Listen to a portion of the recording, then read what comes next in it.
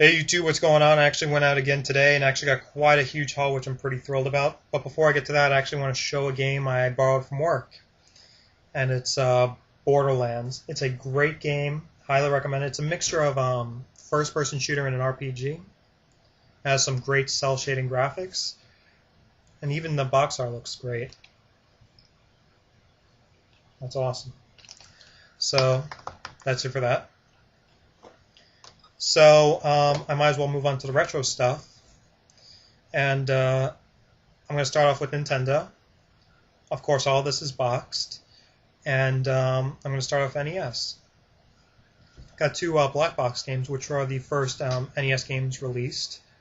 First one is 10-Yard Fight, which is in perfect condition. It's a football game. Next is Wrecking Crew, which is also in good shape. This game is interesting. It's actually you could actually make your own levels in this game, which is awesome. Next one is a also in great condition, Teenage Mutant Ninja Turtles. Predator.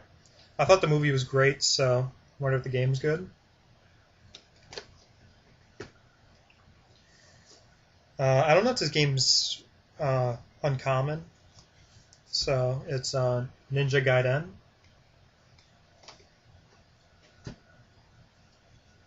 This box is in messed up condition, but it's Castlevania.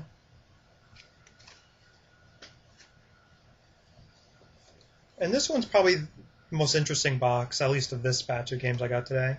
It's Rygar. I actually played the remake of this on the PlayStation 2, which is a great game, so I wonder if this one's pretty good. But the box is interesting. It says right up here, over 250,000 sold in Japan, which is interesting because a lot of game companies like to brag when they sell 1 million, but I've never seen a game brag about selling 250,000. I just think that's pretty bizarre, but hope it's a good game. That's it for NES. I actually got a couple SNES games. And oddly enough, they're all flying games, which is interesting. I just noticed that. First one, and these boxes are in perfect condition, like mint condition. First one is Desert Strike.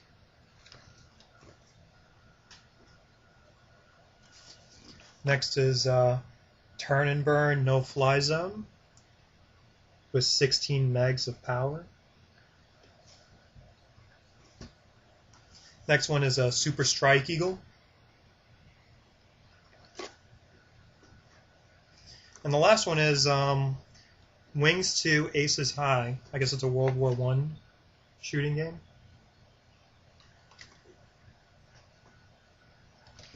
So that's it for Nintendo, kinda.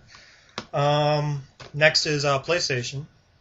Got two PlayStation games. The first is, I think this one's a release title for when the PlayStation first came out. I actually have the remake of this on the PlayStation 3, and that's Warhawk, and it comes in one of those big boxes, which is pretty cool. The graphics look extremely dated, or whatever. I think I remember playing this when it first came out. And like I said before, I love James Bond. I own all the DVDs and everything, so I had to get 007 Racing. And it's cool you get to drive Astons and BMWs, which is cool. So that's it for PlayStation. So moving on to Sega. I got one Genesis game, and that's Sonic the Hedgehog 3. Complete. Got a couple 32X games. This one's, I definitely know it's pretty uncommon. It's Blackthorn. It looks like kind of like a Contra clone to me. And the next one is also a very interesting game. It's called Colibri. The box might look stupid as hell, but it's you actually play as a hummingbird.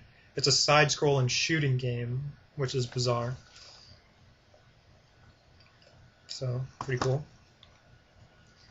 Next, I got two Saturn games. First one is Street Fighter Alpha Warriors Dreams in mint condition.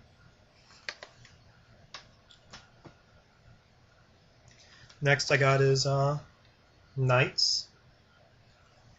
So that's it for Saturn.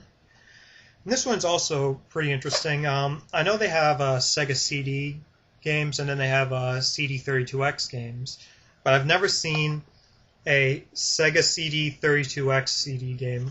It's Fahrenheit. You see Sega CD32X CD. That's interesting. So got that. Comes with 2 discs.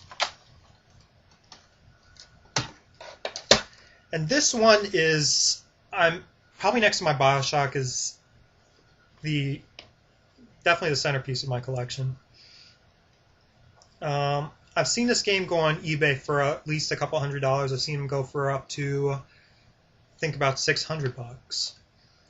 This is definitely the rarest Sega CD game ever made.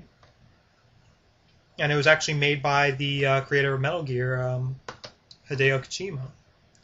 And that is the super, super rare Snatcher in mint condition.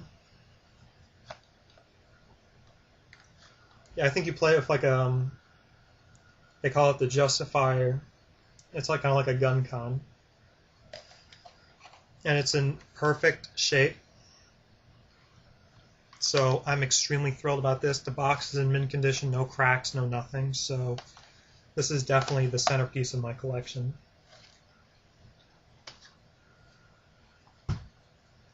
And the last 2 Sega games I got are Dreamcast games. I haven't gotten the Dreamcast games in a while. First one is Crazy Taxi 2, which actually takes place in New York, so that's pretty cool. And the last one I got is MSR Metropolis Street Racer, which actually is the predecessor to Project Gotham Racing. So that's awesome. So that's it for games, kind of. I actually got a couple consoles. One is kind of uncommon, and the other one is rare to uncommon. I definitely know a lot of people don't have the other one I have. And this one is a Super Nintendo Junior or an SNES 2, whatever you want to call it. But this is actually pretty hard to come by, so I'm pretty thrilled I got this. And now I finally have a Super Nintendo, which is awesome. But the one I've been thrilled about, because I know a lot of people do not have it, is... Well, first of all, this is definitely the heaviest console I have. It's the GCE Vectrex. I don't know if it's rare, but I know a lot of places have been selling it for $600, so yeah, it's pretty hard to come by. It's all self-contained. This is all one console using the extremely cool vector graphics. Came with a second controller and a bunch of games. And they're all boxed, which is really cool. Spike.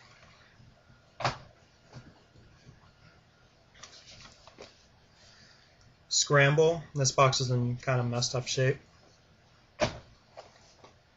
Star Trek: The Motion Picture, and this one actually still has a price tag on it. $28.97. Pretty cool. Web Wars.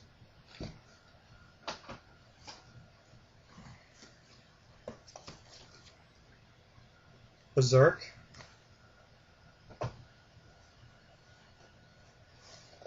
Heads Up Soccer. And Fortress of Narzad. And I also got this. I didn't know what it was when I first got it. It came with the system. It just came in this UPS shipping card or whatever envelope.